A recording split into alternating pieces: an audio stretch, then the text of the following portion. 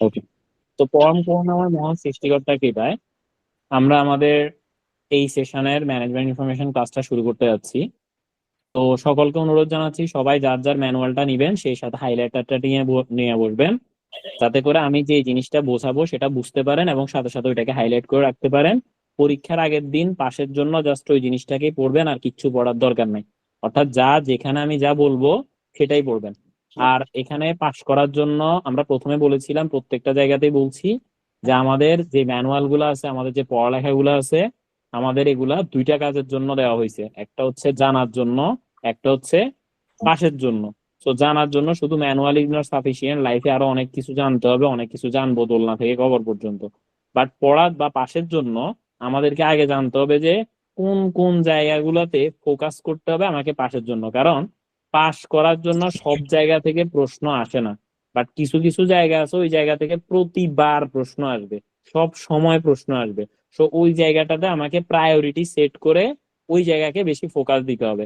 ধরুন আপনার ঘরের মধ্যে 5 জন ব্যক্তিবর্গ আছে, হঠাৎ করে ঘরের মধ্যে কোনো একটা দুর্ঘটনা ঘটলো, বললো যে আপনাকে প্রথমে একজনকে বের করতে পারবেন, তারপরে একজনকে বের করতে পারবেন। এখন আপনি কি 5 জনকে একসাথে বের করতে পারবেন? না। আপনি কিন্তু প্রায়োরিটি মাথার মধ্যে সেট করে ফেলছেন যে সবার আগে আমি একে বাইর করব, তারপরে বি কে করবো, তারপরে সি কে করবো। আমি কারো মা বাবা বউ বোন বাচ্চা কাচ্চা এগুলা দিয়ে বলতেছি না, কারণ এক একজনের কাছে এক একটা প্রিয় হইতে পারে, মানে এক একজনকে প্রিয় হইতে পারে। এটা এই যে আপনি যে সেট করতেছেন যে কোন কাকে আপনি আগে বের করবেন, কাকে আপনি পরে বের করবেন। সো সিএ তে পাশ করার ক্ষেত্রে আপনাকে এই জিনিসটা ফোকাস রাখতে হবে যে আমার পাশ করার জন্য কোন জিনিসটা বেশি দরকার, কোন জায়গাটাতে আমি বেশি ইফোর্ট দিব। সো এই জিনিসটা যদি আপনি এনশিওর করতে পারেন তাহলে দ্রুত পাশ করবেন। আর যদি এই জিনিসটা এনশিওর করতে না পারেন তাহলে কিন্তু পাশ আসতে অনেক টাইম লাগতে পারে। তো এই ক্ষেত্রে এই বিষয়টা আমাদেরকে লক্ষ্য রাখতে হবে। Am I clear to all? Yes, ভাইয়া। জি ভাই, ইউ আর আচ্ছা, ক্লিয়ার। এবার আসেন আমরা টপিকটা শুরু করি, পরম করুণাময় মহান সৃষ্টিকর্তা কৃপায়। ওকে, আমরা আমাদের চ্যাপ্টার 1 দিয়ে শুরু করব। তো চ্যাপ্টার 1 থেকে অনেক বেশি প্রশ্ন আসে বিষয়টা এমন না, বাট চ্যাপ্টার 1 আমাকে বোঝার জন্য দরকার আছে, ঠিক আছে? মানে আমি পরবর্তী টপিক বোঝার জন্য আমার চ্যাপ্টার 1 দরকার আছে। তাহলে প্রথমে বলছে what is cost accounting. Cost accounting কি? তো কস্ট অ্যাকাউন্টিং বলছে financial accounting is for external reporting, আর cost and management accounting is for internal reporting. তো ফাইন্যান্সিয়াল অ্যাকাউন্টিং কি? ফাইন্যান্সিয়াল অ্যাকাউন্টিং হচ্ছে যেখানে আপনার পুরা ব্যবসায়ের ওভারঅল সবকিছু নিয়ে আলোচনা করে, ওইটা হচ্ছে আমার ফাইন্যান্সিয়াল অ্যাকাউন্টিং। ঠিক আছে? যেখানে আমার পুরা ব্যবসায়ের ওভারঅল সবকিছু নিয়ে আলোচনা করে, ওইটা কি? Financial accounting. আর কস্ট অ্যাকাউন্টিং হচ্ছে শুধুমাত্র কস্টিং নিয়ে যেটা আলোচনা করে। তাইলে কস্ট অ্যাকাউন্টিং বলতে গেলে একটা পার্ট, আর ফাইন্যান্সিয়াল অ্যাকাউন্টিং হচ্ছে পুরো এরিয়া। ক্লিয়ার? জি। ঠিক আছে। তো ফাইন্যান্সিয়াল অ্যাকাউন্টিং রিপোর্ট করা হয় এক্সটার্নাল রিপোর্টিং এ, মানে বাইরের মানুষজন এটা সম্পর্কে জানবে, সবকিছু বুঝবে, দেখবে, এটার একটা ফরম্যাট আছে। আর কস্ট অ্যাকাউন্টিং এর এটার কোনো নির্দিষ্ট ফরম্যাট লাগে না, এটা শুধুমাত্র প্রতিষ্ঠানের ভিতরের ব্যবহারের জন্য, এবং সেটা প্রতিষ্ঠানের ভিতরেই তথ্যগুলা থাকে, বাইরে দেয় না। ঠিক আছে? এটা হচ্ছে কস্ট অ্যাকাউন্টিং। আমরা কি বুঝতে পারছি?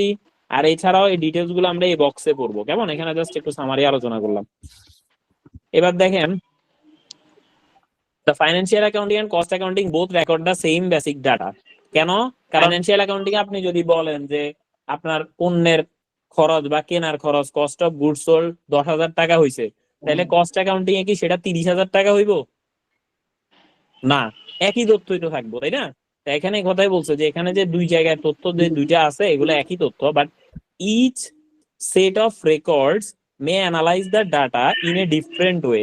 কিন্তু এখানে যেই ডাটাটা আছে এটাকে ডিফারেন্ট ওয়েতে রেকর্ড করা হয়। ফাইন্যান্সিয়াল অ্যাকাউন্টিং ফরম্যাট ভিত্তিক রেকর্ড করে, আর এবং সেটা ফর্মালি করে। আর কস্ট অ্যাকাউন্টিং এর বেলা এটা ইনফর্মাল হয়, এটা রেকর্ডের কোনো কে যেন নয়েজ আসতেছে। বশির উদ্দিন ভাই, আপনার নয়েজ আসতেছে, একটু দেখেন না। ঠিক আছে হ্যালো। ভাই, অফ করে দিচ্ছি। জি জি, ওকে। তো এই হচ্ছে বিষয়। তারপরে ফাইন্যান্সিয়াল রেজাল্ট, এরপর কি বলছে? Financial result from both system can and should be reconciled with each other.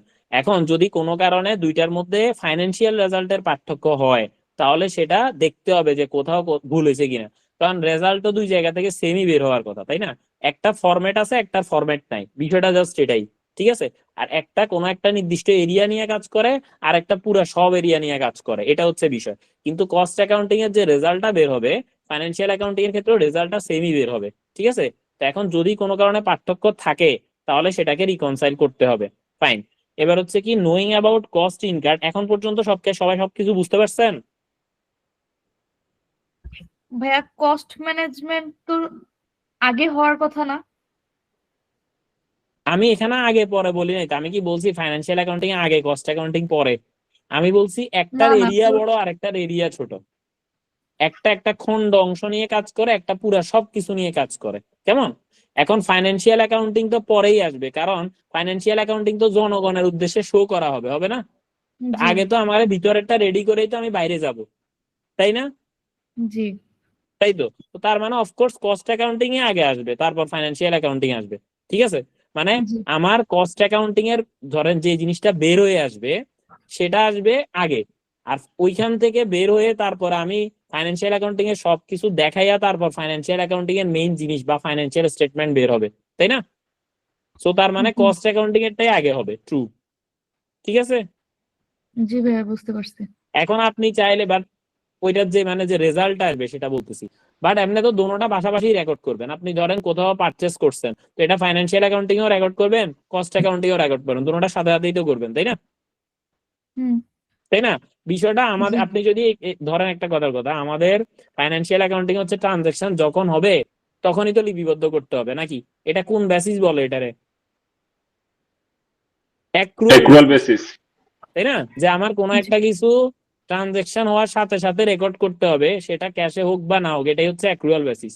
এখন যদিও আপনি দেখবেন যে আপনি অডিট 30 জুনে ফাইন্যান্সিয়াল স্টেটমেন্ট বানানোর কথা, আপনি অডিটে গেছেন ধরেন 30 জুলাই বা 1 আগস্টে গেছেন, তারা এখনো ফাইন্যান্সিয়াল স্টেটমেন্ট বানাইতেছে। এটা তো হচ্ছে সে ডিলে ঢালা করতেছে এই কারণে। কিন্তু তার তো উচিত হচ্ছে ডেলিটা ডেলি আপলোড দেয়া, মানে আপডেট করা, তাই না? তাই তো। এখন আপনি যে জি আপনারা যেরকম বা ধরেন যারা সিএ স্টুডেন্ট আর কি, সবাই যারা কিনা সিএ স্টুডেন্ট, সবাই যেরকম চিন্তা করে যে আমার তো আজকে পড়তে হইব কেন, কালকে তো পরীক্ষা না, আমি পরের দিন রিভিশন দিব। ওই কোম্পানির লোকজনও সেম অবস্থা করে যে আজকে তো অডিটর আসতেছে না, অডিটর আসুক আস্তে ধীরে করবো আর কি। তো এখন এক্ষেত্রে অ্যাকচুয়ালি যে তথ্যটা আপনি রেকর্ড করবেন সেটা দোনোটাই আপনি পাশাপাশি করতে থাকবেন, যে কোন একটা খরচ হয়েছে আমি ফাইন্যান্সিয়াল অ্যাকাউন্টিং এও রেকর্ড করব, আমি কস্ট অ্যাকাউন্টিং এও রেকর্ড করব, এইভাবেই। কিন্তু কস্ট অ্যাকাউন্টিং এর যে রেজাল্টটা আসবে সেটা একটা নির্দিষ্ট খন্ডাংশের আসবে, আর ফাইন্যান্সিয়াল অ্যাকাউন্টিং এবং সব কিছু করার পরে লাস্টের দিকে আসবে, শেষ। ক্লিয়ার? ক্লিয়ার ভাইয়া। আচ্ছা, এবার চলে আসেন দা ফাইন্যান্সিয়াল অ্যাকাউন্টিং। আচ্ছা, বাই দ্য ওয়ে, আমি এখানে কয়েকজন খুব ভালো ভালো রেসপন্স করতেছে দেখতেছি, আমি জানি না সবাই এরা কি পেইড মেম্বার কিনা, বাট এরা যদি পেইড মেম্বার হয়, মানে আমি জাস্ট এখানে বলতেছি আর কি, এরা যদি পেড মেম্বার হয় তাদের কয়েকজন আমি এখন বলতে পারি যে তারা শিওর পাস করবে। কারণ পরবর্তীতে আপনারা নিজেরা পড়লে কতটুকু কি ক্যাপচার করতে পারবেন I don't know actually, but আপনাদের রেসপন্স দেখে, এই যে একটু আগে বিজনেস ফাইন্যান্স ক্লাস ছিল, এখন এমআইতে আছেন, তো আপনাদের রেসপন্স দেখে মনে হচ্ছে যে না আপনারা করবেন। যেটা ওই যে লাস্ট গতকালকের ক্লাসে মুহিব হাসানের কথা বলছিলাম, তারপর আরেকজন আছে, আমি ওর নামটা কাউসার মনে হয়, ওনার নাম আবু কাউসার, এরকম কিছু একটা হবে, আমি জানি না এখন এই মুহূর্তে আছে কিনা। সো এরকম কয়েকজন আছে যাদের নাম আমি বলতে পারবো যে এরা যদি থাকে এরা শিওর পাস করবে, এটা নিয়ে কোনো ভুল নাই।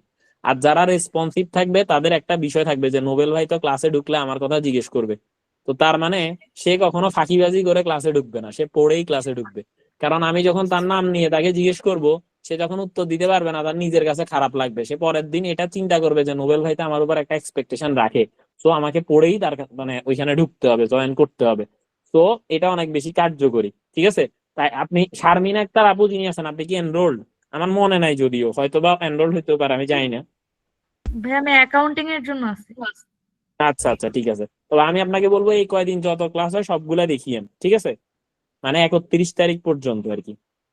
আচ্ছা, ওকে ভাইয়া। এবার দেখেন এখানে কি বলছে, যে ফাইন্যান্সিয়াল অ্যাকাউন্টিং ইজ এটা তো বললাম, তারপর হচ্ছে financial accounting and cost accounting both record the same basic data but each set record may analyse the data in a different, এটা বললাম। Financial result from both system can and should be reconciled with each other, এটাও বললাম।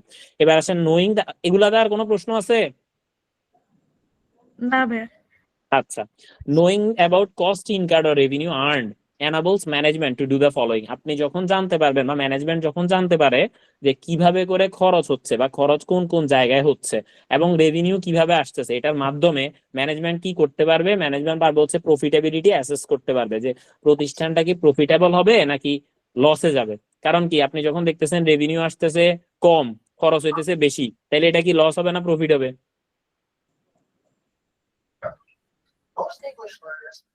Loss হবে। Cost বেশি তার মানে loss বুঝলাম। হবে, তাই না?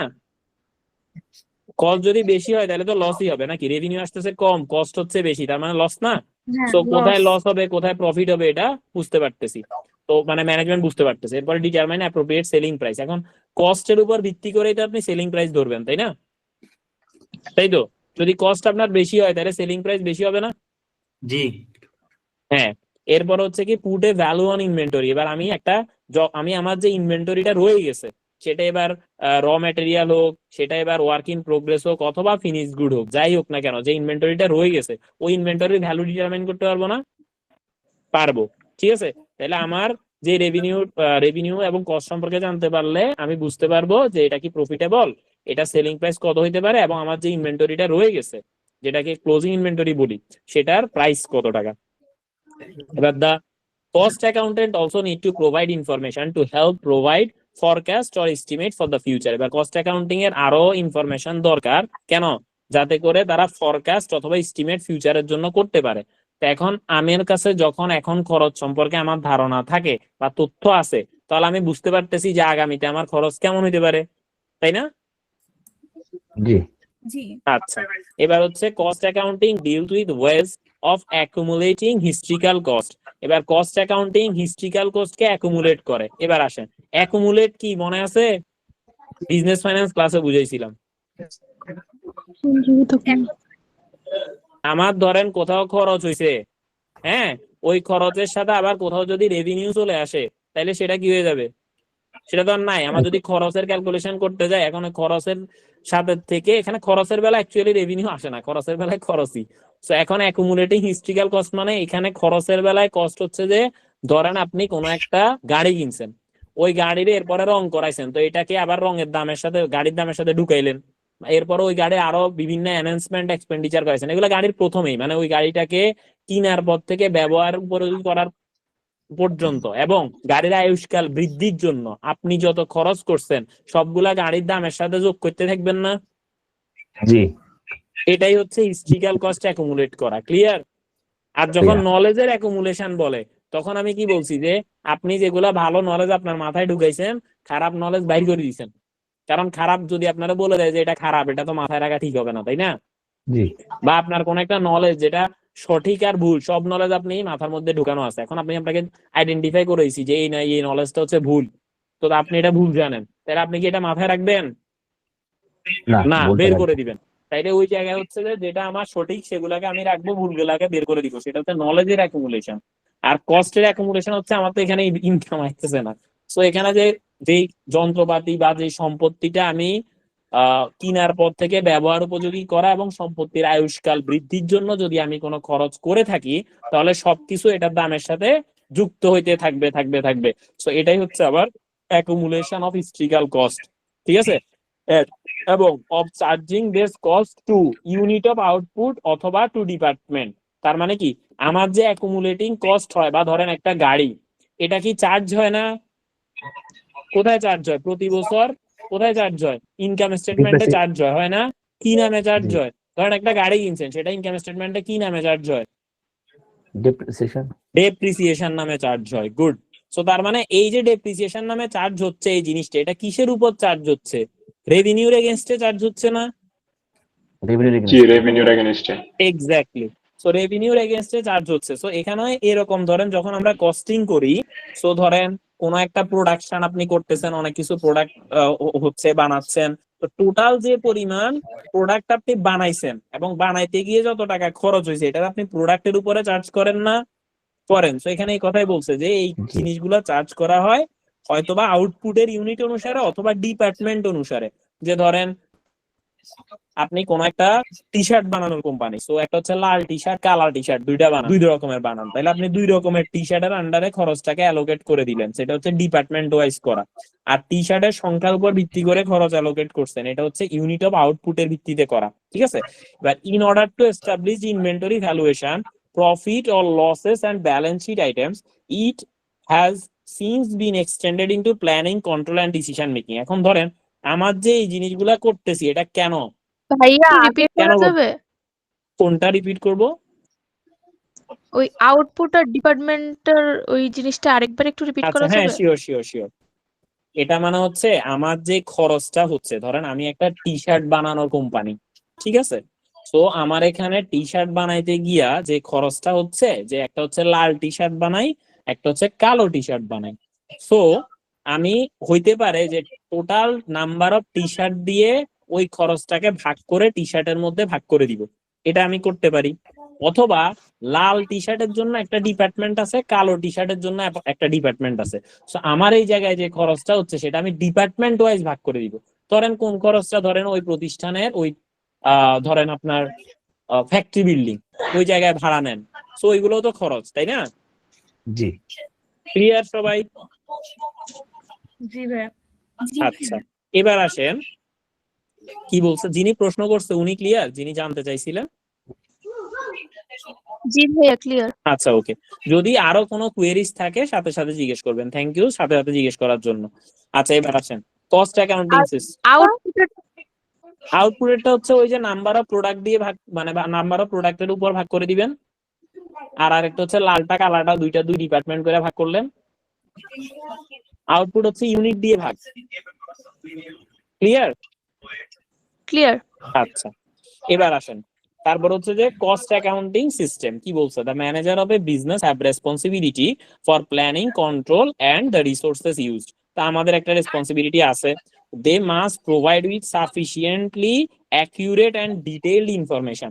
তারা এখানে একটা কথা আছে, একটু দেখেন, দে মাস্ট বি প্রোভাইডেড, এটার মানে কি?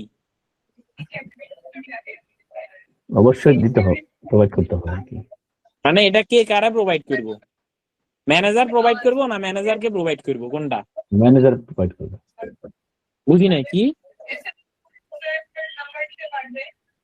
আবার বলেন, শুনি নাই। ম্যানেজার প্রোভাইড করবে? ম্যানেজার ম্যানেজার প্রোভাইড করবে এটা বলছেন? জি আচ্ছা উত্তর হচ্ছে, আচ্ছা আগে একটা জিনিস দেখাই, একটু মন দিয়ে শুনেন, হ্যাঁ দেখেন কথাটা, একটা লাইন দুইটা লাইন লিখবো, এটার জবাব দিবেন।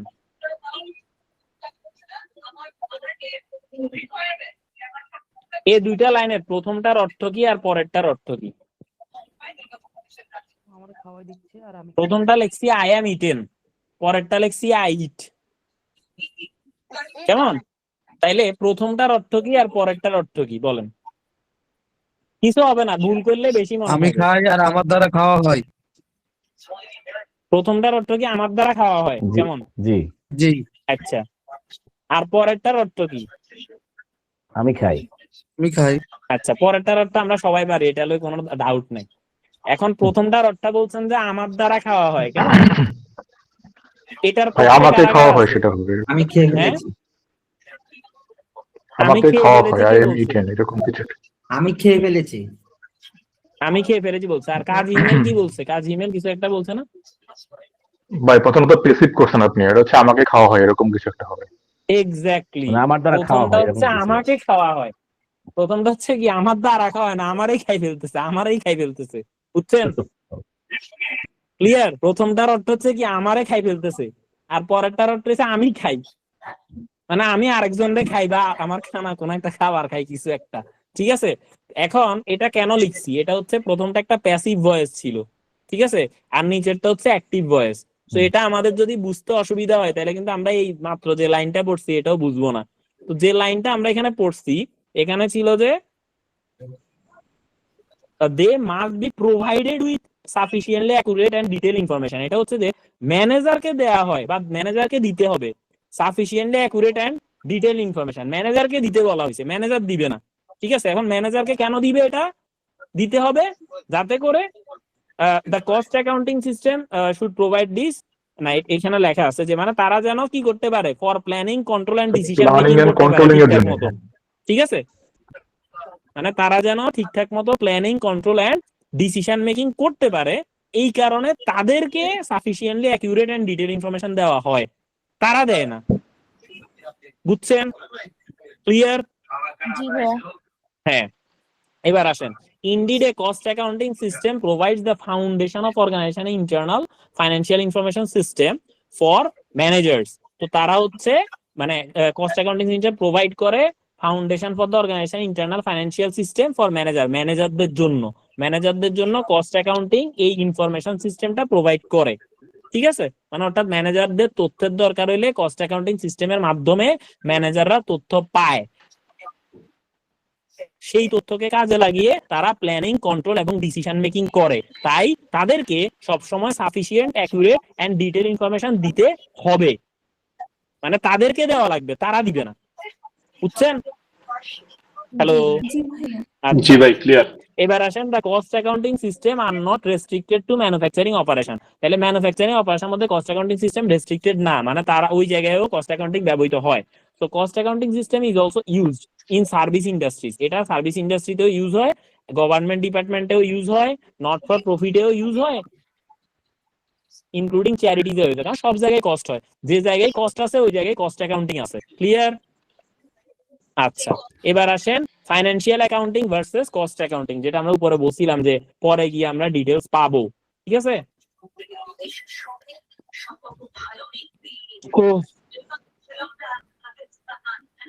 আসেন এরপরে কি বলছে, financial accounting are usually prepared by stakeholders. তো ফাইন্যান্সিয়াল অ্যাকাউন্টসটা stakeholder usually prepared for stakeholder, sorry by না, ফর স্টেক হোল্ডার্স। এটা বানানো হয় স্টেক হোল্ডারদের জন্য, সেটা কিনা external to organisation, that means এদের জন্য, শেয়ার হোল্ডাররা, ব্যাংক, কাস্টমার, সাপ্লায়ার, এমপ্লয়ি, মানে এই যে এরা যারা আছে এক কথায় বাইরের লোকজন সবাই এটা দেখতে পারে।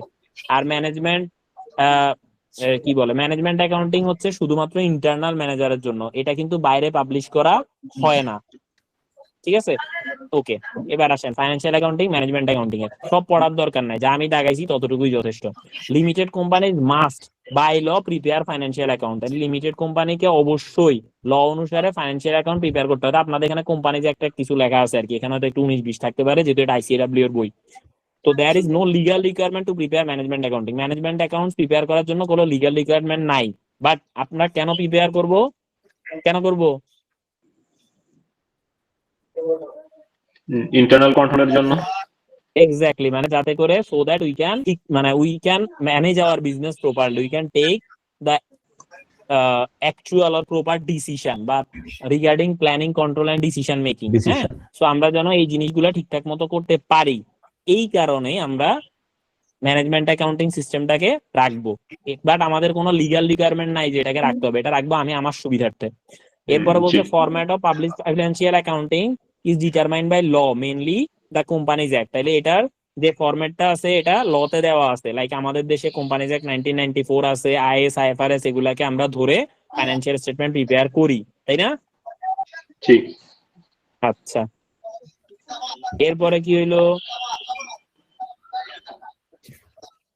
এটা format of management accounting is entirely at the management description, no strict rules govern the way they are prepared or presented. অর্থাৎ এটার জন্য কোনো আলাদা করে স্ট্রিক্ট রুল নাই, এটা যে যেভাবে সুবিধাজনক মনে করে। মুবিনুর ভাইয়া একটু, হ্যাঁ, তো হচ্ছে যে যেটা যেভাবে হচ্ছে ঠিক। আরেকজন আছে কি মনে হয়, লতিফ ভাইয়া মনে হয়, একটু কষ্ট করে দেখেন আমার চশমাটা। হ্যাঁ, লতিফ ভাইয়া মনে হয়, একটু নয়েজ আসতেছে, একটু দেখিয়েন। জি সরি। আচ্ছা, এই সালম আছেন, এই সালম আপনাকে দিয়ে দিচ্ছি, আপনি একটু কষ্ট করে মিউট করেন, কেমন? আপনাকে হোস্ট পারমিশন দিয়ে দিলাম। আচ্ছা, আপনি একটু দেখিয়েন ভাইয়া, কেমন? হ্যালো এ সালম ভাই, আপনি আছেন?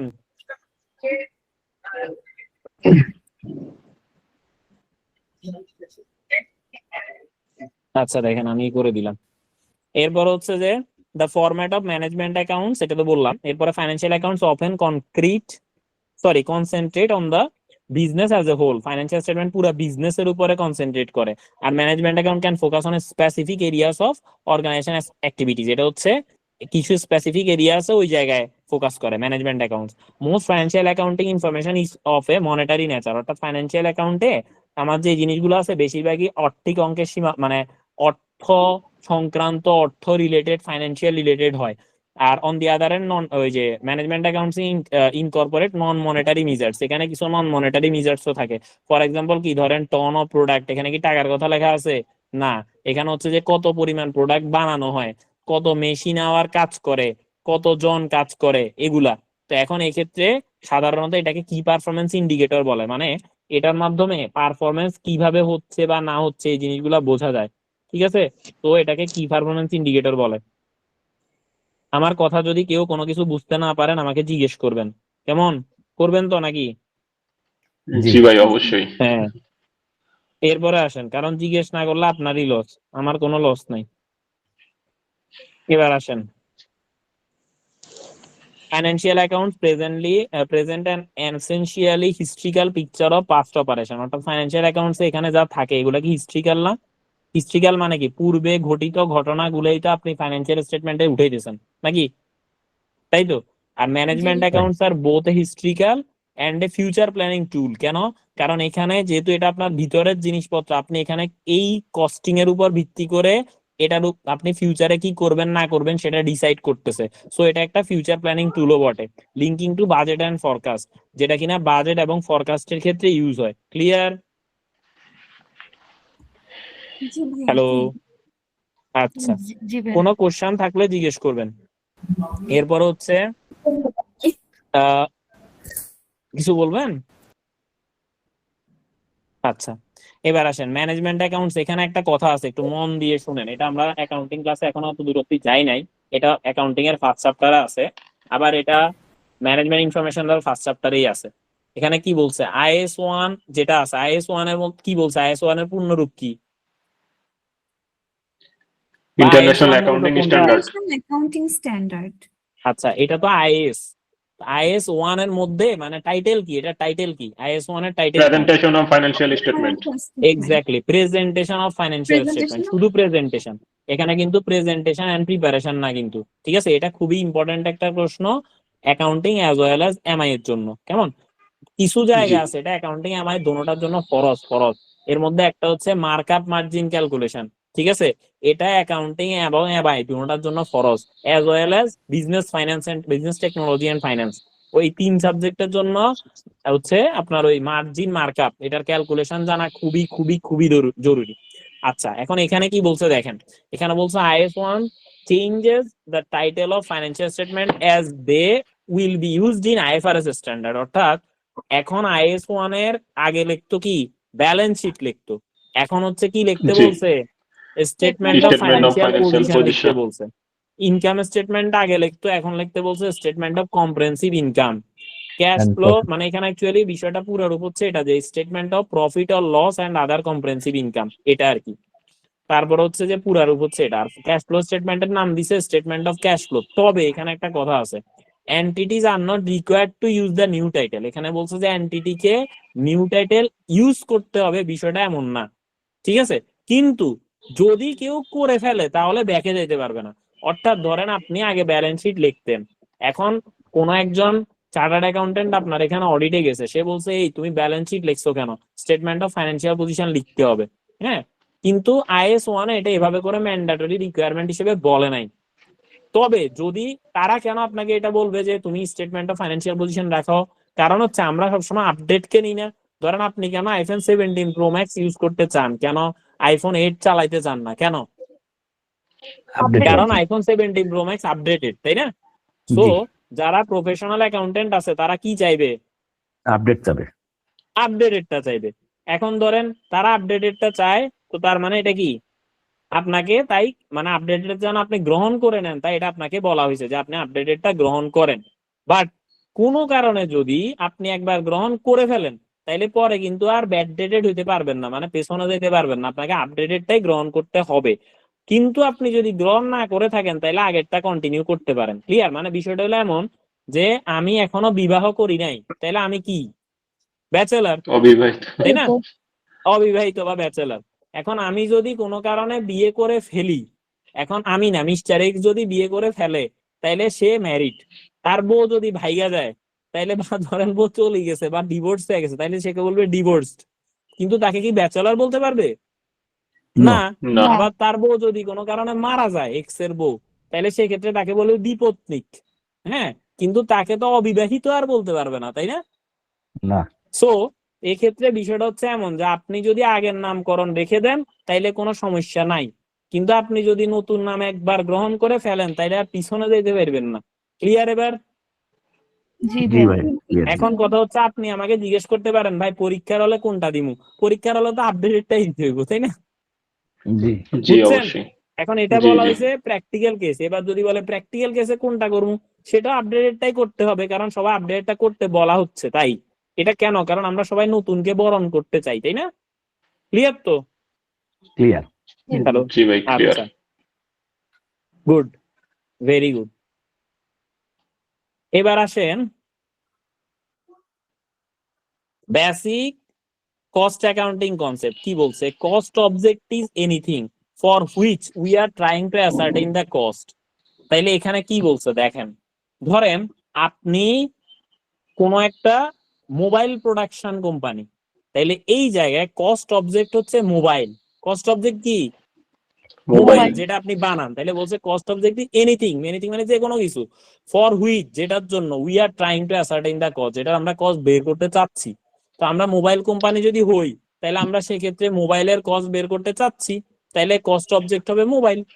আর কস্ট ইউনিট হচ্ছে সেটা যেটা কিনি ইউনিটে প্রকাশ করা হয়। তাহলে 10 unit mobile, 10,000 unit mobile, 50,000 unit mobile, সেটা হচ্ছে কস্ট ইউনিট। ক্লিয়ার? বোঝা গেছে? আর কস্ট অবজেক্ট জি হচ্ছে ভাই শুধু ক্লিয়ার। মোবাইল। মোবাইল। আচ্ছা, এবার the term cost can be used as a noun or as a verb, মানে এটা নাউন হিসেবেও ব্যবহার করা যায়, ভার্ব হিসেবেও ব্যবহার করা যায়। যেমন ইট কস্ট 5,000 টাকা, তার মানে এটার দাম 5,000 টাকা। আবার আপনি তাইলে এখানে কস্ট ভার্ব হিসেবে ব্যবহৃত হয়েছে। আর আপনি যদি বলেন যে ধরেন কেমনে বলতাম, cost is a material that is needed to make proper calculation. ধরেন কস্ট হচ্ছে এমন একটা জিনিস যেটা কিনা আমার, বা cost is a thing that can be used ধরেন টু অ্যাসেস প্রফিটেবিলিটি। ধরেন আমি এটা বললাম, তো এই বাক্যে কস্ট কিন্তু নাউন হিসেবে ব্যবহৃত হয়েছে। কেমন? কারণ এখানে সাবজেক্ট হিসেবে কস্ট ছিল। ঠিক আছে? এটা হচ্ছে অনেকটা ব্রাশের মতো আর কি, যেমন বলে না I brush my teeth by brush. So প্রথম ব্রাশ হচ্ছে দাঁত মাজা, আর পরের ব্রাশ হচ্ছে যেটা দিয়ে আপনি দাঁতটা মাজছেন। ঠিক আছে? ক্লিয়ার? এটাই বললো আর কি যে কস্ট না মানে ব্রাশ যেমন নাউন ভার্ব দুইটাই ব্যবহৃত হইতে পারে, কস্ট ও নাউন ভার্ব দুইটাই হিসেবে ব্যবহৃত হইতে পারে। এবার আসেন এই জায়গাতে বলছে cost object. So cost object যেটা আমি অলরেডি বলে ফেলছি, anything which we are trying to ascertain the cost. এবার এখানে কিছু কস্ট অবজেক্টের উদাহরণ দিচ্ছি, এটা আপনারা পড়ে নেবেন। এবার কস্ট ইউনিট কি, এবার এখানে একটু কাহিনী আছে, এগুলা থেকে পরীক্ষা আসতে পারে, এই যে এই অংশ থেকে। তো যেমন ধরেন কোন একটা অর্গানাইজেশন অনুসারে সেখানে পসিবল কস্ট ইউনিট কি হইতে পারে। তো টন অফ স্টিল প্রডিউস, মানে কি পরিমাণ স্টিল প্রডিউস হয়েছে। Tonne of coke used, coke মানে হচ্ছে স্টিল বানাইতে বা লোহা বানাইতে যেই ম্যাটেরিয়ালটা ইউজ হয় সেটাকে কোক বলে, তো কতটুকু কোক ইউজ হয়েছে। হসপিটালের ক্ষেত্রে পসিবল কস্ট ইউনিট হইতে পারে যেখানে কিনা আপনার ধরেন এখানে দুইটা জিনিস হচ্ছে কস্ট ইউনিট। কিছু বলছেন? আচ্ছা, এখানে দুইটা জিনিস কস্ট ইউনিট হইতে পারে, যেমন কতজন পেশেন্ট আপনার এখানে আছে সেটার ভিত্তিতে একটা কস্ট, ওই পেশেন্ট কত দিন আছে এটার ভিত্তিতে একটা কস্ট। কেমন? তারপর অপারেশনের ভিত্তিতে কস্ট ইউনিট হইতে পারে। তারপর হচ্ছে যে আউট পেশেন্ট ভিজিট, মানে বাইরের কতটা পেশেন্ট এখানে এসে ভিজিট করতেছে বা দেখাচ্ছে, রোগী হচ্ছে, সো এটা কস্ট ইউনিট হইতে পারে। তবে এখানে একটা কথা বলে রাখি, যেই জায়গায় কস্টিং ক্যালকুলেশনের ক্ষেত্রে দুইটা জিনিস ব্যবহৃত হবে সেটাকে কম্পোজিট কস্ট ইউনিট বলে। কি বলে? Composite cost unit. কেন? যেমন ধরেন আপনার ধরেন আপনি ঢাকা শহরে ওই যে যাত্রাবাড়ি থেকে উত্তরা পর্যন্ত কোনো বাস চলে, এখন ওইখানে কি আপনি শুধু নাম্বার অফ পিপল দিয়া যদি বাসের ভাড়া ধরেন তাইলে কি বাইরে যাব? না। কেন বাইরে যাবো না? কারণ এক একজন হচ্ছে যদি যাত্রাবাড়ি থেকে উঠে কেউ কারওয়ান বাজার নামে গেছে, কেউ হচ্ছে মতিঝিল নামছে, কেউ হচ্ছে ফার্মগেট নামলো, কেউ হচ্ছে বিজয় সরণিতে নামছে, তাই না? জি। নাকি? সো এখন এক একজনের ভাড়া এক এক রকম হইব না? এক এক রকম হবে। তাইলে আমি কিন্তু ওই মানুষের দ্বারা ওই ভাড়া দ্বারা ক্যালকুলেট কইরা গুণ কইরা তারপরে যোগ কইরা আমারে বের করতে হইব, তাই না? জি। তাই তো? তো জি। এই জায়গাতে যেহেতু আমার দুইটা জিনিসেরই কস্টিং বের করার ক্ষেত্রে মাল্টিপ্লাই করার বিষয় আসতেছে, সো এই জায়গায় এর দোনোটাকেই হচ্ছে আমি কস্ট ইউনিট বলবো ইন্ডিভিজুয়ালি, আর একত্রে বলবো কম্পোজিট কস্ট ইউনিট। বোঝা গেছে? জি ভাইয়া। ক্লিয়ার। আচ্ছা, এরপরে আসেন ফ্রেট অর্গানাইজেশন, যারা কিনা আপনার পণ্য এই দিক থেকে ওই দিকে নিয়ে যায় বা নিয়ে আনে এটা। সো ফ্রেট অর্গানাইজেশনের ক্ষেত্রে বা পরিবহন যেগুলো আর কি, সেখানে হচ্ছে ধরেন কত টন মাল সে নিবে সেটার উপর ভিত্তি করে সে একটা চার্জ করতে পারে, কত কিলোমিটার যাবে সেটার উপর ভিত্তি, তাহলে কত টন মাল কত কিলোমিটার যাবে, সো দোনোটা দ্বারা মাল্টিপ্লাই করে কস্ট বের হচ্ছে, তাই না? আবার প্যাসেঞ্জার ট্রান্সপোর্ট অর্গানাইজেশন এই যে প্যাসেঞ্জারের সাথে কিলোমিটারের গুণ করে বের হচ্ছে। তারপরে অ্যাকাউন্টিং ফার্ম, সেখানে হচ্ছে কিন্তু কোনো গুণাগুণির কোনো কাহিনী নাই, তো এখানে হচ্ছে যে অডিট কতটা করছে জাস্ট এটার উপর ভিত্তি করে, তারপর হচ্ছে যে চার্জেবল আওয়ারের উপর ভিত্তি করে, সো এখানে আলাদা। ওকে, তাইলে কম্পোজিট কস্ট ইউনিট আমরা ক্লিয়ার। এবার আসেন, এটা পরে পাবেন যদিও রেস্টুরেন্টের বেলা মিল সার্ভ, এই যে composite cost unit. Chargeable hour মানে হচ্ছে যত ঘন্টা কাজ করবে তত ঘন্টা পেমেন্ট। এটা তো প্রত্যেকটা ইন্ডিভিজুয়াল ব্যক্তির জন্য, তাই না? এখানে যখন অ্যাকাউন্টিং ফার্ম বা এগুলো আসে তখন হচ্ছে প্রত্যেকটা ইন্ডিভিজুয়াল ব্যক্তির জন্য, ইন্ডিভিজুয়াল ব্যক্তি সেখানে কাজ করতেছে, সো ইন্ডিভিজুয়াল ব্যক্তি সে যে যত ঘন্টা কাজ করে তত ঘন্টা পেমেন্ট পাবে, ওইখানে একজন ইন্ডিভিজুয়াল ব্যক্তি হিসেবে ধরা হচ্ছে, ঠিক আছে? আচ্ছা, এবার আসেন রেস্টুরেন্ট ফার্ম, এটা হচ্ছে মিল সার্ভ, কতটা মিল সার্ভ করছে, কতজন মানে খাইছে আর কি, ওই ওই মিলের উপর ভিত্তি করে চার্জ করা হয়। এখন একটা কথা হচ্ছে যে কম্পোজিট কস্ট ইউনিট, এটা কিন্তু সার্ভিস অর্গানাইজেশনে বহুল প্রচলিত। কোথায় হয়? Service organisation. এটা খুবই গুরুত্বপূর্ণ একটা MCQ. Composite cost unit most often in service used most often in service organisation, কেমন? এটা খুবই গুরুত্বপূর্ণ। আর এখানে এটাকে টু পার্ট কস্ট ইউনিটও বলে, কম্পোজিট কস্ট ইউনিটকে, যেটাকে known as composite cost unit, এটাকে টু পার্ট কস্ট ইউনিট বলে। অপশনে দুইটাই থাকতে পারে, দুইটা থাকলে অ্যাবাবল হবে, ঠিক আছে? আচ্ছা, এবার আসেন কস্ট ইউনিটের কথা বলছি আমরা, এটা অলরেডি বলেছি, এটা আপনারা নিজেরা দেখবেন। এবার আসেন concept of cost need to be classified in some way so that they can be arranged into logical group in order to facilitate an efficient system for collecting and analysing cost. আমাদের কস্টটা মূলত analyse করার, প্রথমে আমরা collect করি, সেই collected ইনফরমেশনের মাধ্যমে আমি সেটাকে অ্যানালাইজ করি। এরপরে বলছে ডিরেক্ট ভার্সেস ইনডিরেক্ট কস্ট। বলেন প্লিজ, বলেন। ওই যে 2.4 এর ওই পোর্শনটুকু তো একটু যাবেন, আমি একটা স্ক্রিনশট নিয়ে নিব। Thank you. হ্যাঁ, আচ্ছা ভাইয়া, 2 এর বেশি থাকা যাবে না, বা যদি থাকে 2 এর বেশি? 2 এর বেশি আছে এমন কই দেখেন না, আমার চোখে পড়ে নাই তো। যদি থাকে তাহলে সেটাও কম্পোজিট হবে, যদি থাকে, ঠিক আছে? যদি 2 এর বেশি থাকে, সেটা কস্টিং ক্যালকুলেশনের ক্ষেত্রে মাল্টিপ্লিকেশন মানে মাল্টিপ্লাই করার দরকার হচ্ছে, দ্যাট মিন্স সেটাও কম্পোজিটের মধ্যে ঢুকবে, কেমন? যদি থাকে, ঠিক আছে? ওকে, এবার আসেন কি বলছে, কম্পোজিট কস্ট ইউনিট গেলে এবার আসেন direct versus indirect cost and cost object. Cost object আমরা বলে দিছি যে এনিথিং যেটার কস্ট আমরা বের করতে চাই, নাকি? জি। একদম প্রথমে বলা হয়েছে। এখন শুধু ডিরেক্ট কি আর ইনডিরেক্ট কি আসেন। ধরেন ডিরেক্ট কস্ট হচ্ছে সেটা যেটা কিনা আমি ডিরেক্টলি, জি প্লিজ। দাদা, ওই যে নেট প্রবলেমের জন্য একটু শুনতে পারি নাই তো, কম্পোজিট কস্ট ইউনিটটা একটু আরেকবার বলবেন, মানে শর্টে শুধু একটু মানে বললেই হবে। যখন কোন একটা কস্টিং বের করার সময় দুইটা জিনিসের মাল্টিপ্লাই করা লাগে, ওইটাই composite cost unit. For example, আপনি বাসে যাচ্ছেন, আমি বাসেটা দিয়ে উদাহরণ দিছিলাম যে আপনি বাসে যাচ্ছেন, একটা বাস যাত্রাবাড়ি থেকে টঙ্গী পর্যন্ত যাবে, তো বাসের মধ্যে যতজন আছে ততরে যাত্রাবাড়ি থেকে টঙ্গীর ভাড়া দিয়ে গুণ করে দিলে কি অ্যাকচুয়াল ভাড়া বের হবে? না তো, তাই না? কারণ কেউ হচ্ছে কারওয়ান বাজার নামবো, কেউ ফার্মগেট নামবো, কেউ মতিঝিল নামবো, তাহলে যে যেখানে নামবো তার জন্য আলাদা আলাদা করে মাল্টিপ্লাই করতে হবে না? হবে। তাহলে এখানে আমার কত জন, এটাও একটা কি কম্পোনেন্ট কস্ট ইউনিট, তাই না? আমরা তো কস্ট ইউনিটে আছি নাকি? সেখান থেকে তো কম্পোজিট কস্ট ইউনিটে গেলাম, তাইলে কত জন আছে এটাও একটা কস্ট ইউনিট, কে কদ্দূর যাইবো এটার ভাড়া এটাও একটা কস্ট ইউনিট, কিলোমিটার আর কি, ঠিক আছে? সো এখন কিলোমিটার ইনটু মানে প্যাসেঞ্জার, সো তখনই তো আমার অ্যাকচুয়াল ফিগারটা বের হবে, তাই না? সো এই ক্ষেত্রে কিলোমিটার একটা কস্ট ইউনিট, প্যাসেঞ্জার একটা কস্ট ইউনিট, এটা দুটোটা মিলে কালেকটিভলি কম্পোজিট কস্ট ইউনিট একটা, ঠিক আছে? ক্লিয়ার। আচ্ছা, যিনি জিজ্ঞেস করছে উনি ক্লিয়ার না এখনো নেটে সমস্যা? হ্যালো, এই যে কথা না বললে তো সমস্যা। সাদিয়া মনি ছিল না ওনার নাম, মনে হয় নুসরাত সাদিয়া মেবি। আচ্ছা ওকে, দেখেন নুসরাত সাদিয়া। আশা করি ক্লিয়ার, অথবা উনি এখনো আবার নেটে আটকে গেছে, কিছু করার নাই। এবার আসেন ডিরেক্ট আর ইনডিরেক্ট কস্ট। তো ডিরেক্ট কস্ট কি আর ইনডিরেক্ট কস্ট কি? ডিরেক্ট কস্ট হচ্ছে সেই কস্ট যেটা আমি কস্টের মধ্যে অ্যালোকেট করতে পারবো, যেটা আমি কস্টের মধ্যে কি করতে পারবো, অ্যালোকেট করতে allocate পারবো। করতে পারবো। আর ইনডিরেক্ট কস্ট হচ্ছে যেটাকে আমি অ্যালোকেট করতে পারবো না। এক্সাম্পল দিই, ধরেন আপনি একটা জুতা বানানোর মেশিন মানে কোম্পানি আছে আপনার, ঠিক আছে? ওই জুতা বানানোর কোম্পানিতে যারা কর্মরত আছে তারা একজন ইন্ডিভিজুয়াল ঠিকঠাক মতো কাজ করলে দিনে 10 জোড়া জুতা বানাইতে পারে, বা ধরেন 100 জোড়া বানাইতে পারে। ওই ইন্ডিভিজুয়ালকে আপনি ডেইলি 1000 টাকা করে দেন মজুরি হিসেবে। তো তাইলে আপনি কি তার ওই যে 1000 জুতা আমি বলছি না 100 জুতা বলছি, 100 জুতার 100 ভিতরে তার মজুরিটাকে আপনি ভাগ করতে পারতেছেন? জি পারতেছি। পারতেছেন। তো যেহেতু আপনি ভাগ করতে পারতেছেন, প্রতি জুতাতে 10 টাকা করে খরচ পড়ছে, তাই না? জি সো এটা হচ্ছে direct cost.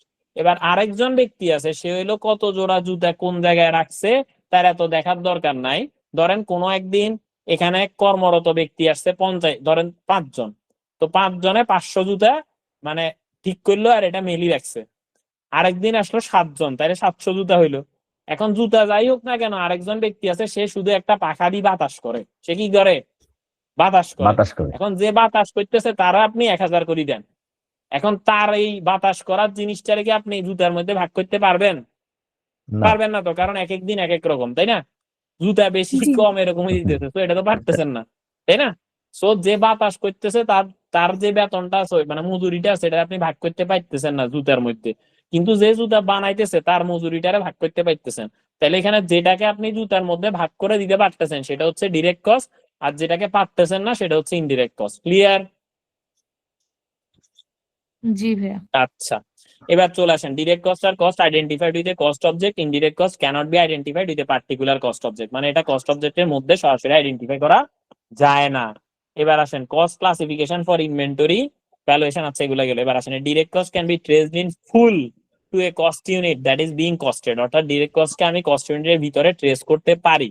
R indirect cost cannot be traced directly and in full to the cost unit that is being costed, অর্থাৎ ইনডিরেক্ট কস্টে আমি কি করতে পারি না, কস্ট ইউনিটের ভিতরে Cost unit আলাদা আলাদা করতে মানে আলাদা করে ট্রেস করতে পারি না। কেমন? আমি trace করা আলাদা যায় করে না। ট্রেস করতে পারি না। আচ্ছা, এবার কি হইলো আসেন cost element.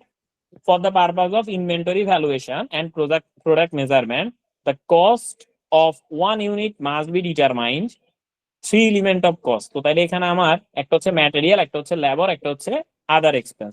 তার মানে আমি যদি ডিরেক্ট কস্টের কথা বলি সেখানেও ম্যাটেরিয়াল আছে, লেবার আছে, আদার এক্সপেন্স আছে। এটা অনেকটা ইংরেজি পার্সনের মতো। ইংরেজিতে ফার্স্ট পার্সন মানে কি? আমি আমি, এবং আমি যদি আমাদের সবাইকে একত্রে ধরি তাহলে এটাকে আমি কি বলি?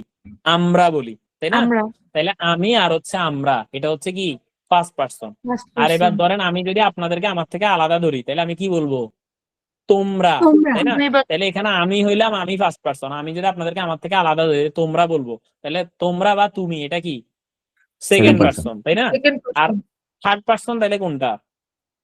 আমি তুমি ছাড়া যা আছে আমি সেটাই। তুমি আমরা ছাড়া সব যা কিছু। বাকি। তার মানে এই যে ফার্স্ট পার্সন আর সেকেন্ড পার্সন ছাড়া যা আছে, আমি, আমরা, তুমি, তোমরা, যা আছে সবকিছু হচ্ছে third person. Clear? third person। সবাই ক্লিয়ার তো নাকি? জি কি ভাইয়া? তাইলে এই জায়গায় এরকম যে যেটা ম্যাটেরিয়ালের মধ্যে পড়ছে কিনা, প্রথম হইলো যে আমার এই যে খরচের কথা বলছি এটা কি ডিরেক্টলি প্রোডাক্টের মধ্যে ট্রেস করা যায় কিনা। প্রথমে যদি যায় তাহলে এটা ডিরেক্ট পাই গেলাম, যদি না যায় তাহলে এটা ইনডিরেক্ট। এবার আসেন ডিরেক্ট ইনডিরেক্ট দুটোটার বেলায় সেম কাহিনী। যদি ডিরেক্ট হয় ওকে ফাইন, ডিরেক্ট হইলো। এবার এটা কি ম্যাটেরিয়াল? যদি উত্তর হয় না ওকে ফাইন। এটা কি লেবার? যদি উত্তর হয় না তাহলে ম্যাটেরিয়ালও না লেবারও না, তাহলে আর যা কিছু আছে সব আদার। ঠিক আছে? ক্লিয়ার? জি জি ভাইয়া। আচ্ছা, এবার আসেন কি বলছে।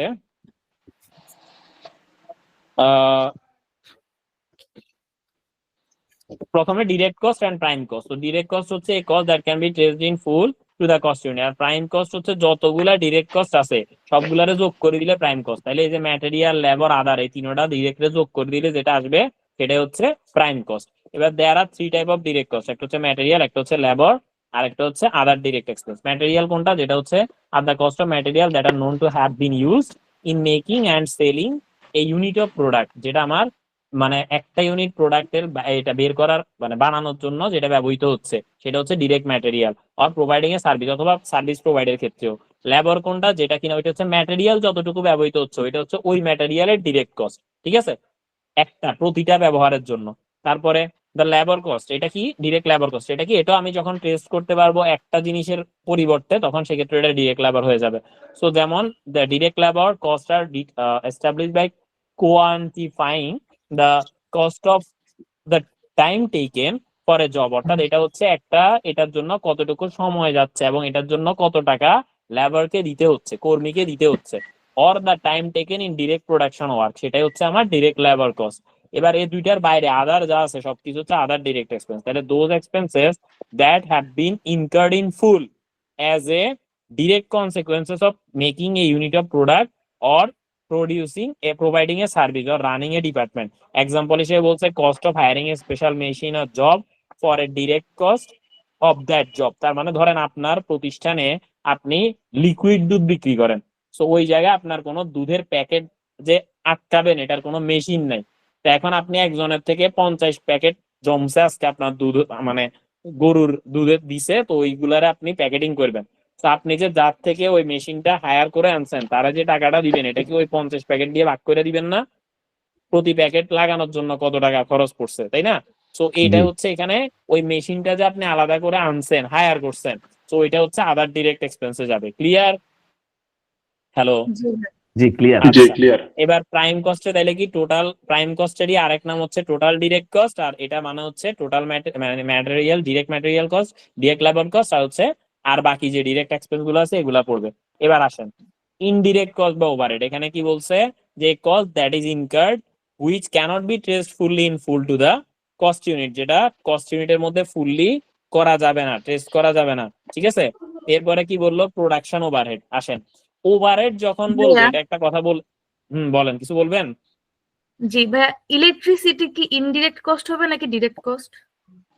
আচ্ছা, ইলেকট্রিসিটি কি আপনি এটার মধ্যে ভাগ করতে পারবেন প্রোডাক্টের দামের মধ্যে? ভাইয়া পারবেন? আমি শুধুমাত্র একটা জিনিসই বানাবো, একটা জিনিস বলতে কি একটা মানে কি বুঝি মানে নাই। একই একটা মানে ধরনের এক পিস, একটা না না মানে না এক পিস, না না তাইলে একই প্রোডাক্ট বানাবো, সেম প্রোডাক্ট, অন্য কোনো প্রোডাক্ট হবে সেম না। প্রোডাক্ট অনেকগুলা বানাইবেন, তাই না? হুম। হ্যাঁ, তো এখন আপনি যে বাতাস করতেছে সে কি সেম প্রোডাক্টে বাতাস করতেছে না? জি বলেন না। জি। হ্যাঁ, তো বুঝতে বুঝছেন? পারছি। একটা প্রোডাক্টে জি তো কাঁচামাল অনেকগুলো থাকে। হুম এখন যে জিনিসটা আপনি সরাসরি প্রোডাক্টের সাথে চার্জ করতে পারবেন ওইটাই হচ্ছে আপনার কি হবে। ধরেন ঘর ভাড়া, ঘর ভাড়ারে আপনি কি ভাগ করতে পারবেন? এটা তো পিরিয়ড কস্ট, তাই না? নর্মালি আপনি ধরেন কথার কথা আপনার কোন একটা গুদাম নিছেন, আপনি আমার সাথে একটু শুনেন কথাটা। একটা গুদাম নিছেন, কেমন? ওই গুদামের ভাড়া 50,000 টাকা। ওই গুদামে নর্মালি ধরেন 50 লাখ পণ্য ঢুকান যায়। এখন কোন এক মাসে আপনার ওইখানে পণ্য ছিল না, প্রোডাকশন হয় নাই, মাত্র একটা পণ্য ছিল, তো ওই একটা পণ্যের দাম কি 50 লাখ ঢুকি যাবো? নো তাইলে তো প্রোডাক্টের দাম যদি 10 টাকা দামের চিপস হয় তাহলে ওই চিপসের প্যাকেটের দাম 50 লাখ 10 টাকা হয়ে যাবো না? ওইটা কি কস্ট? এটাকে পিরিয়ড কস্ট বলে, বুঝছেন? হ্যালো? জি ভাই। আচ্ছা, এটা আমরা আস্তে আস্তে আরো ডেপ জানবো, কেমন? এটা তো আমাদের প্রথম ক্লাস মাত্র। এবার দেখেন এরপরে কি বলছে যে production overhead all indirect material cost, indirect wages and indirect expenses incurred. একটা মিনিট দাঁড়ান, আমার হচ্ছে একটা এটা দিতে হবে।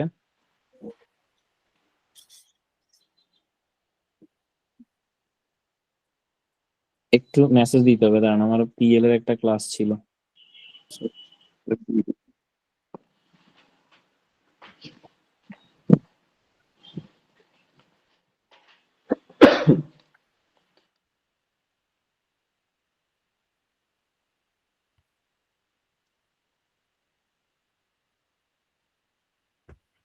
ওকে।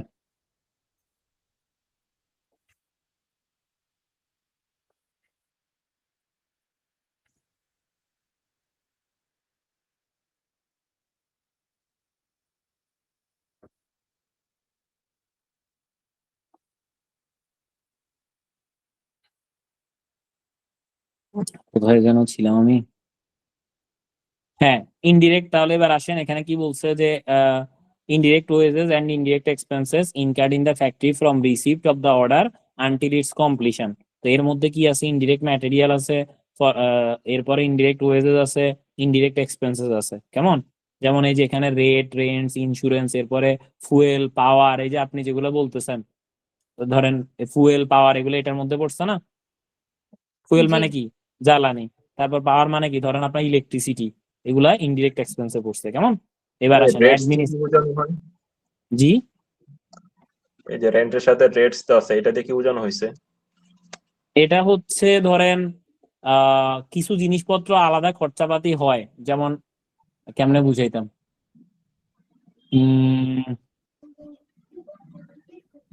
একটু চিন্তা করে বলি আপনাদেরকে। মানে এটা হ্যাঁ। মানে বিষয়টা হচ্ছে যে কথা বলা না পেটে আসে কিন্তু মুখে আসে না, এরকম অবস্থা আর কি। কিছু শিওর ভাই, শব্দ আছে যেমন চেয়ার। আচ্ছা, এটা আমি পরে আপনাদেরকে বলতেছি। মানে এটা জাস্ট এমন না যে মানে একদমই হাইলাইটেড বা এমন কিছু, এমন না। কেমন? মানে বিষয়টা হচ্ছে অনেকটা, আমি যখন আপনি যখন আমারে জিজ্ঞেস করবেন ভাই চেয়ারের বাংলাটা বলেন বা টেবিলের বাংলাটা বলেন, তখন যে অবস্থা হবে এটা অনেকটা এরকম। এটা আমরা রেটস হিসেবে বা রেটস হিসেবে এটা পড়ে আসছি। আমি একটা কোশ্চেন করি। হ্যাঁ, করেন। আপনি যে বললেন জ্বালানির কথা, জ্বালানি কি আমাদের হচ্ছে ইনডিরেক্ট কস্ট নাকি? হ্যাঁ, তাহলে এটা কি কস্ট অফ গুডস সোল্ড এর মধ্যে যাবে না? এখন কস্ট অফ গুডস সোল্ড কি শুধু ডিরেক্ট কস্ট যায়? আমি এটা বলছি। আচ্ছা, ইনডিরেক্ট কস্ট তো তাহলে যাচ্ছে না? হ্যাঁ, কস্ট অফ গুডস সোল্ড মানে হচ্ছে, আচ্ছা আমি একটা কথা বলি, কস্ট অফ গুডস সোল্ড মানে হচ্ছে যে আমরা এখন, আগে প্রথম কথা হচ্ছে আগে আমরা এখন কোথায় আছি, আগে এই জায়গায় বলেন। ফাইনান্সিয়াল অ্যাকাউন্টিং আছি না কস্ট অ্যাকাউন্টিং আছি? কস্ট অ্যাকাউন্টিং এ আছি, ঠিক আছে। এখন যখন আপনি কস্ট অফ গুডস সোল্ড বলবে তখন এটা কোন জায়গায় যাবে? ফাইনান্সিয়াল অ্যাকাউন্টিং এর মানে পোর্শন না কস্ট অ্যাকাউন্টিং এর? অ্যাকাউন্টিং। ফাইনান্সিয়াল অ্যাকাউন্টিং এর। ফাইনান্সিয়াল অ্যাকাউন্টিং এর, তাই না? হ্যাঁ। হ্যালো, হ্যাঁ। সো তার মানে এখানে হচ্ছে প্রেজেন্টেশন ম্যাটার করতেছে, যে আপনি কোথায় কোনটা দিতেছেন। আমার এখানে আমি বের করতেছি যে আমার কস্টিং পারপাজে কস্ট কেমন পড়তেছে। আর ফাইনান্সিয়াল অ্যাকাউন্টিং এটা হচ্ছে আমার একটা নির্দিষ্ট ফরম্যাট আছে, ওই ফরম্যাট অনুসারে যাবে। ক্লিয়ার? এখন ধরেন নরমালি আপনি যখন প্রোডাক্টের কোন একটা কিছু বানাইতে গিয়ে যেটা পড়ে, তো এটা তো প্রোডাক্ট বানাইতেই গেছে, সো এটা তো কস্ট অফ গুডস সোল্ডেই যাবে, তাই না? বুঝছেন? হ্যাঁ, বুঝতে কিন্তু পারছি। আমার এখানে বের করতেছি আমার এটা কি ডিরেক্ট কস্ট না ইনডিরেক্ট কস্ট, অর্থাৎ আমার এটা কি টোটাল ডিরেক্ট কস্ট বা প্রাইম কস্ট, এটা একটা ক্যালকুলেশন, আর টোটাল ইনডিরেক্ট কস্ট এটা একটা ক্যালকুলেশন। আচ্ছা ভাই, আমি একটু সবই তো cost of goods sold. Cost of G, goods বলেন। সোল্ড এর মধ্যে কি তাহলে ইনডিরেক্ট কস্ট যাচ্ছে না, তাই না? যদি সেটা অ্যালোকেট করে এবং সেটা ওই যে পণ্যটা সেল করছে ওইটা সংক্রান্তই খরচ হয়, তাহলে তো অবশ্যই যাবে। ধরেন ফ্যাক্টরি বিল্ডিং এর ইলেকট্রিসিটি, এটা কস্ট অফ গুডস সোল্ডে যাবে না?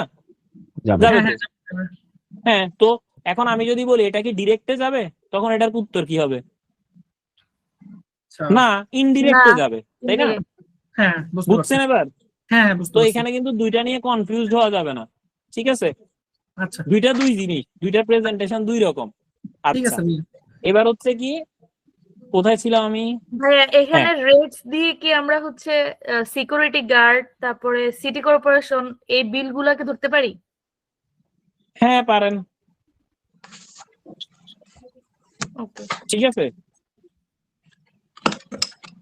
আবার কিছু কিছু ক্ষেত্রে ধরেন রেটস হইতে পারে এমন যে আপনি লোকেশন ওয়াইজ সাইজের উপর ভিত্তি করে যে সকল খরচগুলা হয় ওইগুলো রেটস এর মধ্যে পড়ে। ধরেন আমি এখন এক জায়গায় আছি, তখন আমার একটা কস্টিং পড়বে, আমি আরেক জায়গায় গেলে সেখানে আমার একটা কস্টিং পড়বে। ধরেন কারওয়ান বাজারে এক খরচ, গুলশান বনানীতে আরেক খরচ, তাই না? জি জি। এইরকম আর কি, বুঝছেন? আচ্ছা, এরপরে কি হইলো, কোথায় ছিলাম? তাহলে গেল প্রথমত হচ্ছে যে ইনডিরেক্ট ম্যাটেরিয়াল গেল, এরপরে ইনডিরেক্ট ওয়েজেস গেল, এরপরে ইনডিরেক্ট এক্সপেন্সেস গেল, ফাইন। এবার অ্যাডমিনিস্ট্রেটিভ ওভারহেড। আর একটা কথা মনে রাখবেন, যত ওভারহেড আছে সবগুলা কি ইনডিরেক্ট কস্ট। কেমন? এবার হচ্ছে যে অ্যাডমিনিস্ট্রেটিভ ওভারহেডের মধ্যে কি বলছে? Incurred in the direction, control and administration of an undertaking. তো যেটা কিনা গঠিত হয় কিসের জন্য? যে আমার কোনো একটা কাজকে করার জন্য এগুলা গঠিত হয়। যেমন depreciation of office equipment, office salaries, rents, insurance মানে এটা হচ্ছে অফিস মেইনটেনেন্স পারপাসে যেগুলো হচ্ছে এটা অ্যাডমিনিস্ট্রেটিভ ওভারহেড। আর উপরেরটা ছিল প্রোডাকশন পারপাসে যেটা হচ্ছে। এরপরে সেলিং ওভারহেড। সেলিং ওভারহেড কোথায় যাচ্ছে? এগুলো হচ্ছে সেল করতে গিয়ে যে খরচ হচ্ছে সেটা সেলিং ওভারহেড। এখন আমার production overhead cost of goods সোল্ডে যাবে, অ্যাডমিনিস্ট্রেটিভ ওভারহেড কি যাবে? না, এটা তো অ্যাডমিনে যাবে। সেলিং না। ওভারহেড কোথায় যাবে? সেলিং এন্ড ডিস্ট্রিবিউশনে যাবে। ঠিক আছে, এটা হচ্ছে ফাইন্যান্সিয়াল অ্যাকাউন্টিং। কিন্তু আমরা এখন তিনটা ওভারহেড কে কোথায় ঢুকাইতেছি? Cost accounting. ইনডিরেক্ট কস্টে। ইনডিরেক্ট কস্টে। কেমন বোঝা গেছে? তো আমরা এখন ম্যানেজমেন্ট ইনফরমেশনে আসি, আমরা এখন কস্ট অ্যাকাউন্টিং এ আসি। ক্লিয়ার? আচ্ছা, ক্লিয়ার। এবার আসেন ডিস্ট্রিবিউশন ওভারহেড। এটা কোথায় যাবে? এটা সেলিং এন্ড ডিস্ট্রিবিউশনে যাবে। ওই যে দুইটা আলাদা আলাদা ভাগ দিছে। আচ্ছা, এখানে একটা জায়গায় দাগ দিছি যে কস্ট অফ প্যাকিং কেস দিছি না? জি। এবার এটার জন্য আমি আপনাদেরকে একটা প্রশ্ন জিজ্ঞেস করি। ধরেন মোজোর বোতল যেটা আছে এটা কি ডিরেক্ট কস্ট না ইনডিরেক্ট কস্ট? বলেন, মোজোর বোতল direct cost. Direct. Direct cost. তাহলে এখানে যে কস্ট অফ প্যাকিং কেস বলছে এটা কোনটা? মধুর বোতলের মধ্যে যে প্লাস্টিকটা থাকে এটা নাকি ভাই? মজুর বোতলের উপরে যে প্লাস্টিকের র্যাপিং পেপার থাকে ওইটাই। না না, ওইটাও প্রোডাক্টের মধ্যেই পড়ছে। কেমন? মানে ওইটা হচ্ছে 24 কোনটা টা আমি নিজে বলি। কেস করে সেটা। এটা হচ্ছে ওই যে করা হয় সেটা 24টারে এক্স্যাক্টলি 24টারে একসাথে করে একটা কেস বানায় না? বানায়। ওইটার কথা বানায়। যে একসাথে যে করে 24টা একসাথে সাদা একটার মতো। হ্যাঁ, Indirect সাদা cost. রঙের যে পলিথিন দিয়া বা অনেকে আছে কাগজের বাক্সার ভিতরে তেলের বোতল ঢুকায়, তাই না? জি। তেলের বোতল তো কাগজের বাক্সায় করে যায়, কাগজের কার্টুন বলে এগুলারে। ঠিক আছে, তো এটাই হচ্ছে কি, এগুলো হচ্ছে কি ইনডিরেক্ট। আর মোজোর যে বোতল বা তেলের যে বোতল এগুলা কি ডিরেক্ট। পানির বোতল এটাও কি ডিরেক্ট। বোঝা গেছে? জি। কারণ এটা তো আমি সরাসরি পণ্যের দামের সাথে ভাগ করতে পারতেছি, এটা করতে পারতেছি না? এক্স্যাক্টলি। এবার দেখেন, এবার আসেন একটা হচ্ছে পিরিয়ড কস্ট, একটা হচ্ছে প্রোডাক্ট কস্ট। পিরিয়ড কস্ট কোনটা? ওই যে আমরা বললাম কারখানা ভাড়া, এটা কি পিরিয়ড কস্ট। আর প্রোডাক্ট কস্ট কোনটা? এই যে আমরা এতক্ষণ ধরে যেগুলো পড়তেছিলাম যে মানে ধরেন তেল বা ধরেন মোজো বানাইতে যে পানি লাগতেছে বা যে র ম্যাটেরিয়াল লাগতেছে কি পরিমাণের লাগতেছে, এক মোজো মানে এক মোজোরে কত মিলি পড়ে এক বোতলের মধ্যে, বা প্রতি মিলিতে কি পরিমাণ পড়ে। তারপরে হচ্ছে যে আপনার ওই যে একটা বোতলের দাম, এগুলো হচ্ছে আমার কি প্রোডাক্ট কস্ট। ঠিক আছে, প্রোডাক্ট কস্ট। আর ধরেন আমার পিরিয়ড কস্ট হচ্ছে নরমালি ভাড়া টাড়া টাইপের এই জিনিসগুলা হচ্ছে পিরিয়ড কস্ট হয়। এবার দেখেন এরপরে কি বলছে, product cost are cost identified with goods produced and purchase for resale. Period cost are cost deducted as expenses during a particular period. তাইলে আমার এখানে প্রোডাক্ট কস্ট হচ্ছে আইডেন্টিফাই করা হয় গুড প্রোডিউস এবং পারচেজ ফর রিসেল, যেটা আমরা good produce করব এবং রিসেল করব এটার মধ্যে যেটা ওইটা প্রোডাক্ট কস্ট। আর পিরিয়ড কস্ট হচ্ছে এক্সপেন্স হিসেবে বাদ দেওয়া হয় ওই পার্টিকুলার পিরিয়ডের জন্য। এবার any unsold good are held as inventory, the inventory value is at the lower of purchase cost and net realisable value. অর্থাৎ এটাকে বলা হয়, আমরা বলি না সমাপনী মজুত পণ্য ক্রয় মূল্য আর বাজার মূল্যের মধ্যে যেটা কম সেটা ধরতে হবে, এটা হচ্ছে সমাপনী মজুত পণ্য, এটা আমরা পড়ছি। বাট এখানে হচ্ছে যে একটা হচ্ছে কি পারচেজ কস্ট মানে ক্রয় মূল্য, আর নেট রিয়েলাইজেবল ভ্যালু কিন্তু শুধু বাজার মূল্য না। নেট রিয়েলাইজেবল ভ্যালু হচ্ছে ওইটার বাজার মূল্য থেকে আপনি ওইটা বিক্রি করতে গেলে যত পাবেন সেটা বাদ দিলে যা, ওইটা হচ্ছে নেট রিয়েলাইজেবল ভ্যালু। এখন কথা হইলো নেট রিয়েলাইজেবল ভ্যালুটা কি রিয়েলাইজড? রিয়েলাইজড কাকে বলে এটা আমরা বুঝি? বিক্রি করলে তারপর রিয়েলাইজ হবে। এক্স্যাক্টলি, বিক্রি করলে রিয়েলাইজড হবে। তাহলে নেট রিয়েলাইজেবল ভ্যালু এটা কি ফিক্স? সময়ের সাথে সাথে পরিবর্তিত হয়। মানে এটা কিন্তু আমি কিন্তু নেট রিয়েলাইজেবল ভ্যালু যা বলবো তাতে এই দামে কি আমি বেচতে পারবো না, এর থেকে বেশি বেচতে পারবো না, এর থেকে কমে বেচতে পারবো? এই দামে কম হবে। দাম বেশি হইতে পারে, কম হইতে পারে, সমান ওই দামও বিক্রি করতে পারি, তাই না? তার মানে জি ভাই। নেট রিয়েলাইজেবল ভ্যালু যেটা আছে এটা কিন্তু ফিক্স না যে আমি ওই রেটেই বিক্রি করতে পারবো, এটা কিন্তু না। ক্লিয়ার সবাই? জি। Hello clear. ভাই আমার একটা কোশ্চেন ছিল ভাইয়া। হ্যাঁ বলেন বলেন প্লিজ। ভাইয়া ওই যেটা বললেন যে টাইম পিরিয়ডে যেগুলো যায় সেগুলো কি সবই কি ইনডিরেক্ট কস্ট হিসেবে আমরা কাউন্ট করতে পারি? এখন টাইম পিরিয়ডে যেটা যায় এটা কি আপনি প্রোডাক্টের দামের মধ্যে ভাগ করতে পারবেন? তখন তো আপনার ওইটা ওই যে বললাম না, ধরেন আপনি একটা উদাহরণ দেন না যে ভাই এটা এরকম তো পারি না। দেখা একটা উদাহরণ দেন ওই যে ইনডিরেক্ট এরকম একটা বললেন পিরিয়ড এগুলো কস্ট হচ্ছে আছে যেটা যেমন আমি প্রোডাক্টের দামে ভাগ করতে পারি না, নাই তো। হ্যাঁ কারণ ওইটা যদি প্রোডাক্টের দামের সাথে পুরা ধরেন তাহলে প্রোডাক্ট যদি কম হয় ওই প্রোডাক্টের দাম তো অনেক বেশি হয়ে যাবে। যেটা ওই যে বললাম যে 50,000 টাকা একটা রুমের মধ্যে এক প্যাকেট চিপস রাখলে ওই সময় আপনার প্রোডাক্ট নাই, রাখেন নাই, তো রুম ভাড়া তো 50,000 হবে। এখন এটা যদি আপনি ভাগ করে দেন তাহলে তো 50,000 10 টাকা চিপসের দাম হয়ে যাবে, তাই না? হুম। হয়ে যাবে না?